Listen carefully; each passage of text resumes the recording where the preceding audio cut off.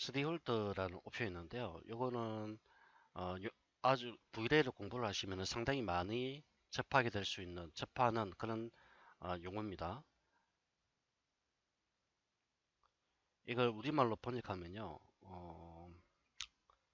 한계값이라고도 하고요, 또는 뭐 임계값이라고도 하고요, 또는 조금 더 어려운 말로 역치값이라고도 하기도 합니다. 다 같은 의미로 사용되는데요.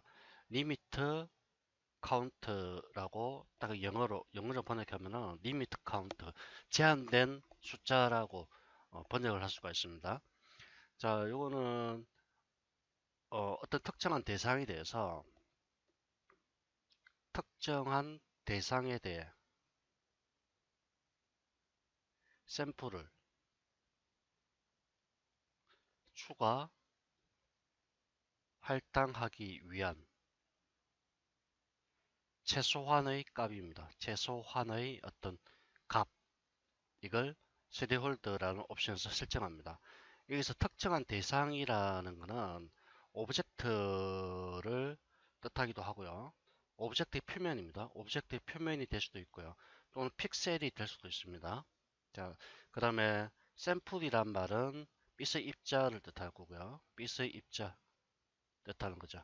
즉, 특정한 어떤 오브젝트에 있는 어떤 값에 대해서, 이게 픽셀이 될 수도 있고 메인이 될 수도 있습니다. 어떤 값에 대해서 빛의 입자를 추가 할당하기 위한 최소한의 값.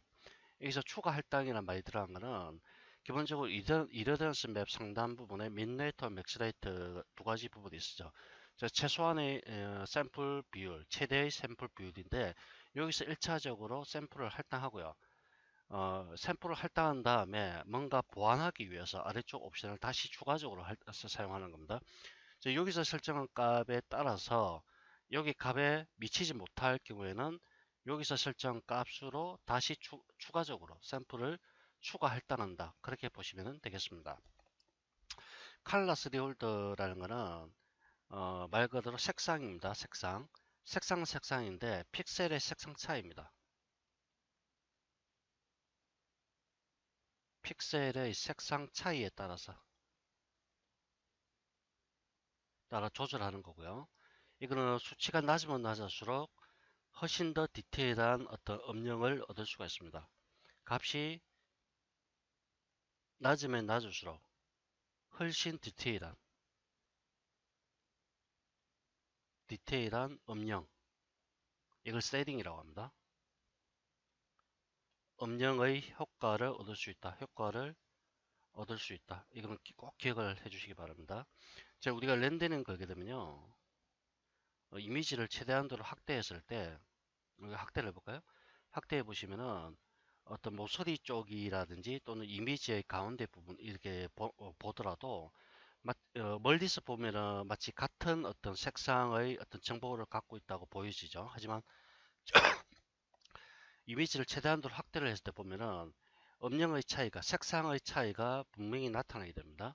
이럴 때 여기서 설정 값보다 이 색상 차이가 크다고 한다면은 샘플을 추가 할당을 하는 겁니다.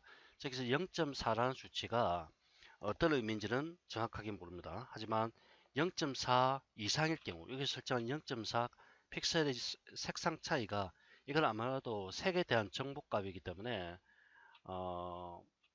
정확한 수치로 계량하기는 좀 어렵고요. 0.4 이상일 경우에는 어, 색상 차이가 0.4 이상일 경우에는 샘플을 추가 할당하고요. 이 값보다 작을 경우에는 더 이상 샘플을 추가 할당하지 않는다. 그렇게 보시면 됩니다. 자, 보면은 이렇게 봤을 때는 모르죠. 하지만 확대했을 때 봤을 때는 분명히 픽셀과 픽셀 사이의 색상 차이가 나타납니다. 이 값이 여기서 설정한 값보다 클 경우, 즉 이거는 색상 차이가 클 경우를 뜻합니다. 색상 차이가 클 경우에는 샘플을 추가 할당하고요.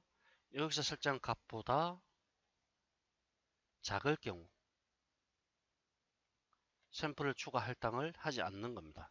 그럼으로써 좀 더 논리적으로 시간을 골고루 렌더 시간이라 연산 시간을 골고루 분배할 수 있는 역할을 담당하게 된 거죠. 자, 그리고 요 값은요, 기본적으로 한 0.1 정도, 그 정도 설정하시면 됩니다. 이 테스트 하실 때는 한 0.5에서 0.3 정도 이렇게 설정하시고요. 최종 렌더링 하실 때 이 값도 낮으면 낮을수록 훨씬 더 디테일한 설정을 얻을 수가 있습니다. 그 이유는 픽셀 간의 색상 차이가 적기 때문에 값이 낮으면 훨씬 더 정밀한 어떤 이미지를 얻을 수 있지만 물론 시간이 많이 걸리겠죠. 한 대략 0.3에서 0.1 정도고요. 일반적인 경우에는 한 0.3 정도 요 정도에서 이걸 사용하게 됩니다. 그러면 노멀 3D 홀더라는 거는 노멀이라는 거는 면의 방향성을 뜻합니다. 면의 방향성, 방향 또는 방향성 이렇게 얘기를 하는데요. 면의 방향이 어떤 일정한 각도의 이내일 경우 샘플을 추가 할당할 것인지 말 것인지 그걸 결정한 겁니다.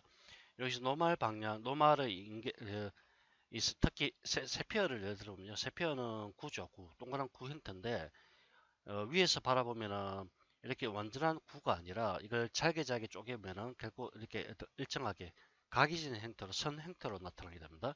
이 선들이 얼마나 조밀조밀하게 모여 있느냐에 따라서 동그런지 또는 다각형으로 이렇게 되는지를 결정하는 것이죠. 이거는 서클 같은 경우도 마찬가지고요. 세피어 같은 경우에도 마찬가지입니다. 결국 동그랗다는 얘기는 아주 작은 선들이 조밀조밀하게 모여서 하나의 구를 형성하는 것이기 때문에 결국 이 노멀 방향, 즉 요 방향입니다. 이렇게 어떤 선들이 조밀조밀하게 만들어져서 동그란 구를 만들게 되는데요. 이 방향, 하나의 선에서 또 다른 선으로 가는 요 방향, 요 방향의 값을 여기서 설정하는 겁니다. 이게 0.3보다 클 경우에는 샘플을 추가 할당하고요. 0.3 이내일 경우에는 샘플을 추가 할당하지 않게 되는 거죠. 자, 역시 이 값은 낮으면 낮을수록 훨씬 디테일한 어떤 음영의 이미지를 얻을 수 있고요. 역시 이 값은 대략적으로 저는 0.3보다 적게 하는 경우는 거의 없었습니다. 그러니까 기본 값으로 크게 신경 쓰지 않으셔도 되고요. 이 값은 그대로 그냥 쓰시는 게 좋고요. 굳이 바꾸신다면은 뭐 0.4나 5 정도 그 정도 해도 충분할 겁니다. 그다음에 디스턴스 스리홀드라는 거는 거리죠, 거리. 그 이레던스 맵이 오브젝트의 표면과 표면 사이 거리에 얼마나 민감하게 반응할지를 설정한 옵션인데요. 이것도 대략 한 0.2에서 0.3 정도 그 정도 설정하시면 됩니다. 지금 이 퀄리티가 로우인데요. 이걸 미디엄 올려보면은 지금 보시면은 로우에서 미디엄으로 바뀐데도 불구하고 이 값은 오히려 증가하죠. 그래서 이 값은 크게 신경 쓰지 않으셔도 상관없다. 그래 보시면 되고요. 오히려 값이 증가하기 때문에 너무 낮은 값은 오히려 이미지 자체가 뭉개지는 현상이 일어날 수가 있기 때문에요. 오히려 값을 지금 보시다시피 퀄리티를 올려버리게 되면은 값이 올라가는 기현상이 발생하게 됩니다. 저희에서 이 값은 대략 0.3 정도 그 정도에서 그냥 마무리 하시는 게 좋을 것 같고요. 그 다음에 디스크 캐싱이라고 있는데요. 자, 여기서 가장 중요한 부분은 컬러스 리롤드입니다. 색상 차이. 이 값은 앞서 말씀드린 것처럼 0.3에서 0.5 정도 사이에서 테스트 하시고요. 그럼 최종 렌더링에서는 0.1에서 한 0.23 정도, 0.2나 또는 0.3이나 이 정도에서 작업을 하시기 바랍니다. 자, 디스크 캐싱이라고 있는데요. 이거는 저장하는 겁니다. 저장. 즉 현재 렌더링을 걸었을 때요. 자, 기본적으로 렌더링 과정은요. 샘플을 배치와 할당이라는 과정으로 일단 이루어지게 됩니다.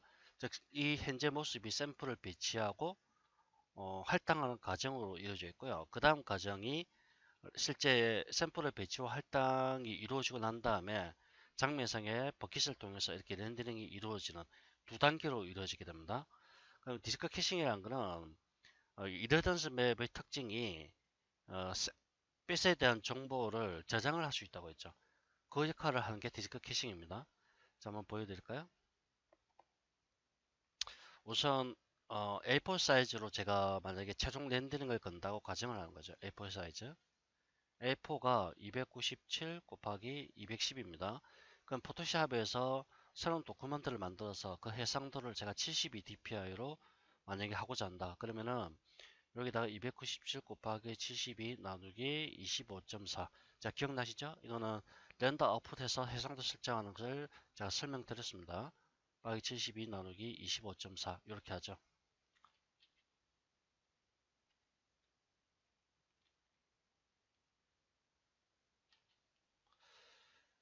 자, 단축키가 여기 나오네요. 297 곱하기 72 나누기 25.4 이렇게 하면 841.8 나오죠. 그럼 842가 됩니다. 자, 842 기억을 해두시고요. 그 다음에 210이죠. 210 곱하기 72 나누기 25.4. 자, 595가 나오죠. 595. 595. 자, 이건 해상도가 너무 적기 때문에 사실 이렇게 계산하면은 시간이 얼마 안 걸립니다. 그래서 150 dpi로 하도록 하겠습니다. 297 곱하기 150 나누기 25.4. 1754입니다. 자, 나머지 하나는 1240입니다. 이건 계산할 필요 없이 외우고 계시는 게 좋겠죠. 그럼 여기 렌더 아웃풋에다가요. 절반을 입력하는 겁니다. 절반을. 자, 우선 커스텀으로 바꿔주시고요. 그럼 이걸 이 값을 이미지 aspect width haze 값을 1.414로 입력합니다. 자, 그럼 여기다가 이 값을 나누기 2를 하는 겁니다.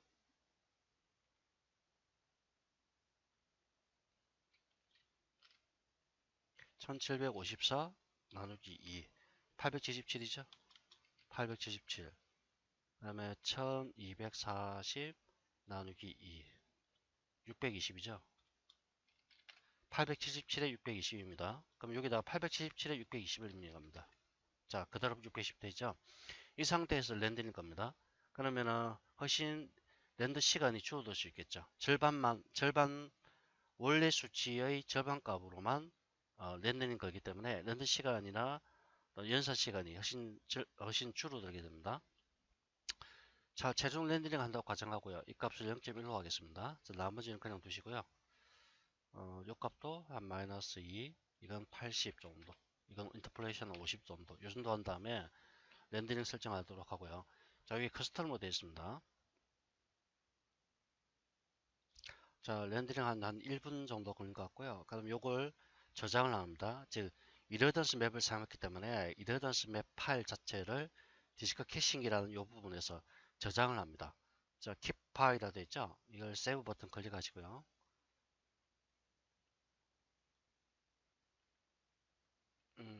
명칭을 im, exam 이렇게 영어로 입력해 주시고요. 01. 자, VR 맵이죠. 확장자는 VR 맵입니다. VR 맵, VDate 아이템 맵 파일이라고 되어 있습니다. 저장하시고요. 자, 그 다음에 이걸 싱글 프레임이라고 되어 있는데요. 이거 클릭하셔서 프롬 파일로 바꿔줍니다. 그 다음에 소스 파일을 클릭하셔서 저장한 파일을 불러옵니다. 자, 여기 있죠? 열기 버튼 누르시고요. 불러왔습니다. 그럼 여기다가 해상도를 이제 2배로 합니다. 1754. 자, 1240이 됐죠? 그럼 이 상태에서 렌더링 거면요. 샘플의 배치 후 할당이라는 연산 작업이 필요 없이 바로 렌더링이 이루어지게 됩니다. 자, 보시면 바로 버킷이 나타나면서 바로 렌더링이 이루어지죠. 자, 샘플의 배치 후 할당이라는 과정 자체가 넘어가 버리는 거죠. 스킵돼 버리는 겁니다. 스킵됨으로써 시간을 줄여주는 그런 기능입니다. 자, 이렇게 보시는 바와 같이 동일한 작은 해상도로 렌더링 했을 때의 동일한 느낌이 나타나도록 그렇게 렌더링 된 거고요. 일명 이걸 뻥튀기 기법이라고 흔히들 얘기를 합니다. 자, 이건 잘 기억을 하시기 바라고요.